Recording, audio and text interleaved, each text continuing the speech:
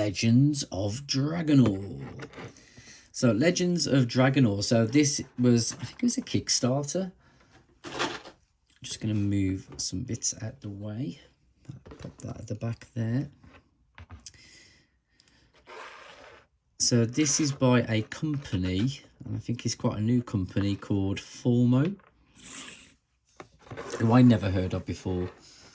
And yeah, there we go, Formo. And so these are their kind of range of, I suppose, kind of Masters of the Universe style characters. They feel very much like part of that universe.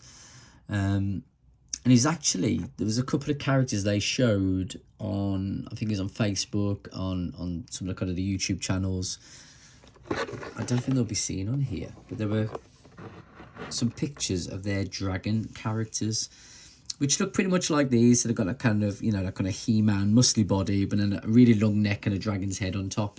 And they just actually, they were the things that attracted me to the line in the first place, although they're not going to come out until Wave 2.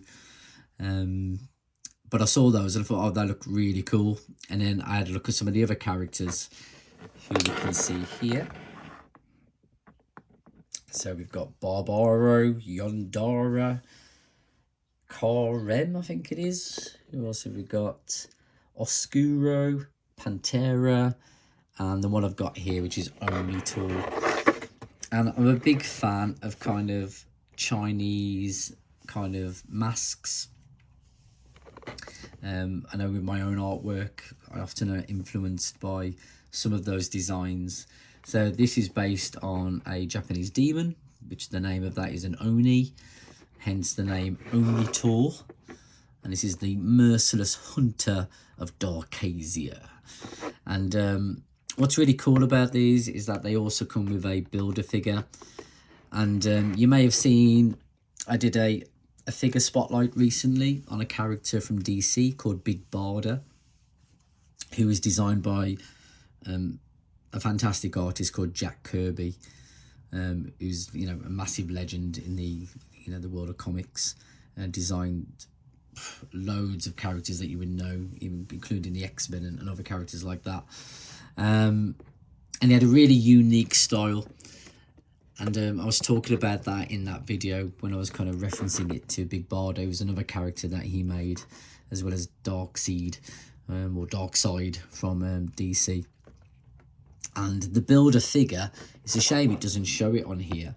But again, there's lots of YouTube videos out there showing who this character is. And so this is the Divine Armor of Power.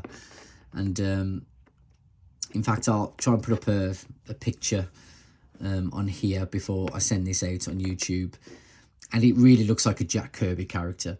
If you've seen kind of Jack Kirby's kind of sci-fi kind of fourth world designs, it looks like it's popped out from that universe.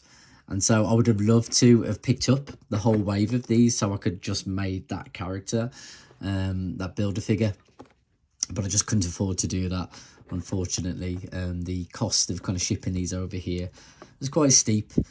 I did find a UK supplier, but of course the shipping costs are reflected in the price from the supplier. But I was really pleased to pick up this one, so at least have one of these characters. And I've been a bit unsure whether to just keep it in the box, because I actually really like the card art. I just think that's some fantastic card art right there. Or whether to open it. And I'm not one for keeping things on their packing, because I like to let my figures out. You know, don't want any of these, a bit like the guy from Toy Story, you know, kind of loses his mind as he's stuck in his packaging. You know, toys are meant to be kind of played with. So let's have a go at opening this, shall we? So I've got myself a sharp knife. So if you are a young viewer watching this, please don't do this yourself. Do get an adult to open packaging for you. If you're not bothered about keeping the backing card, then of course you can just rip it off the backing card. But I do like to keep my backing cards, so I'm just gonna pierce a hole here. I'm gonna keep, there you go, my knife flat to the card so I'm not damaging the card. Just be careful as I come around the corner there, which is proving a bit tricky. There we go, over the tricky bit. Coming down to the bottom. In fact, I'll just bring that down here so you can see it a bit easier. So very carefully bring that knife around, keeping it again as flat as you can against the table.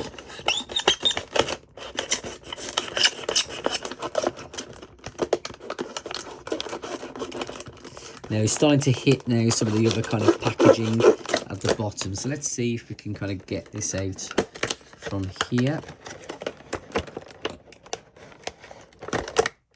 Might have to cut a bit more this side.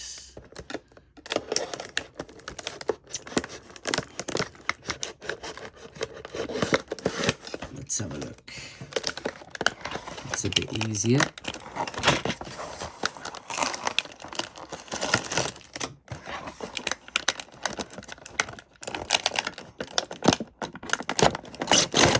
There we go. As I knock all the other toys out the way. In fact, let's just have a quick look at that backing card now. There we can see the whole of that, and you can see that lovely artwork there of the whole of the dragon's face. I don't know who that was designed by, but yeah, just hats off to him or her. Yeah, really fantastic design there, really cool. So let's just have a quick read of what it says on the back here. So it says, own it all. Merciless hunter of Darkazia. Homeworld unknown. Special abilities wide vision. Near limitless stamina. And weapon of choice is the Morning Star, which is this here. So let's open that up and have a look at that. So the Morning Star, really cool. Some nice kind of sculpt work there. Again, kind of this kind of dragon or lizard head there. And we've got the spikes on that, just really cool. So really nice weapon there. And it says, within the region of Darkazia, the desolated lands of Antera see little sunlight, the skins obscured by powerful dust storms. Within this treacherous land, a castle is hidden. Many secrets lie within the walls of this ancient fortress. But crossing the desolation in order to reach the ruins is a deadly feat, for the land is fraught with peril.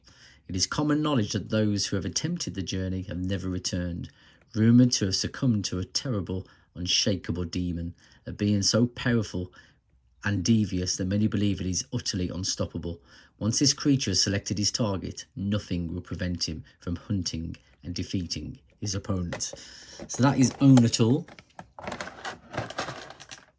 And let's release him. So he's actually got this sticky plastic on top there.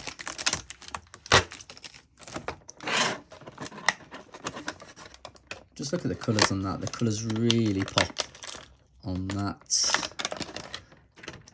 And let's see if I can release this.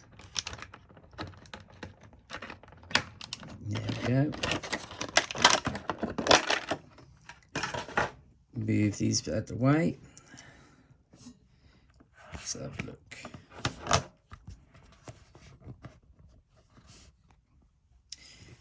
And here he is. And as you can see, he's fantastic. Just an amazing head sculpt there. Really, really cool. Very fierce looking. Quite scary looking actually.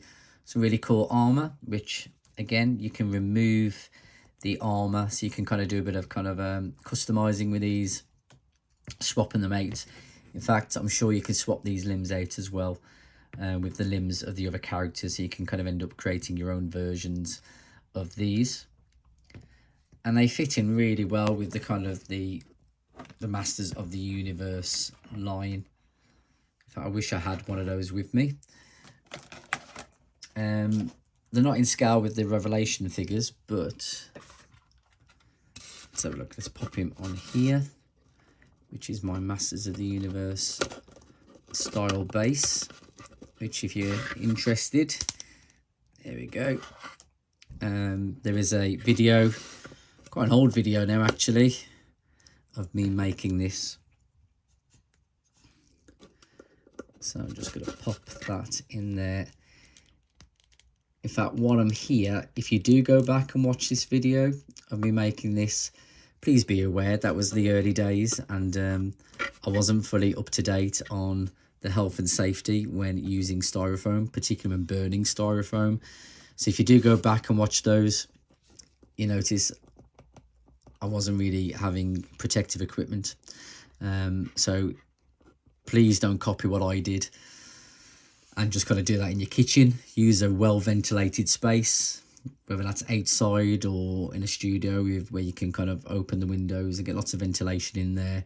Do wear a face mask and just protect yourself, because the fumes from burning styrofoam are toxic to your nervous system. So yeah, please do be careful when using styrofoam. But it's a fantastic material to use for making kind of dioramas and these bases. You just need to make sure you're being careful when you do so. So let's have a closer look. Here he is with his weapon. Now, in terms of articulation, there's only kind of like 5 points. Is it 5 points? We've got the head, yeah, arms, legs, and actually we have got a waist swivel as well. So just kind of 6 points of articulation there. No kind of elbow kind of joints or knee joints, but I still think he looks fantastic. He's such an incredible mold, you know, brilliant sculpt. I love it. Love the color scheme as well. So yeah, I'm really pleased I've got him open actually. So yeah, so here's another one. In fact, let's have a little look at this leg.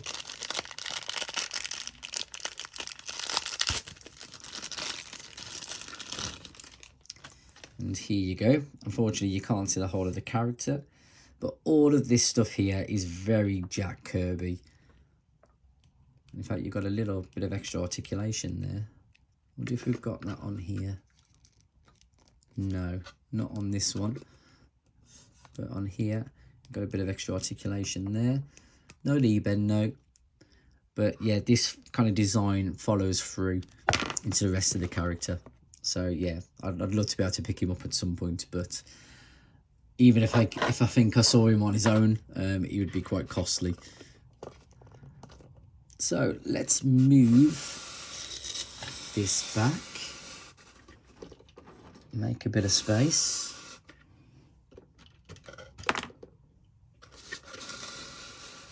There we go. And move on to this guy.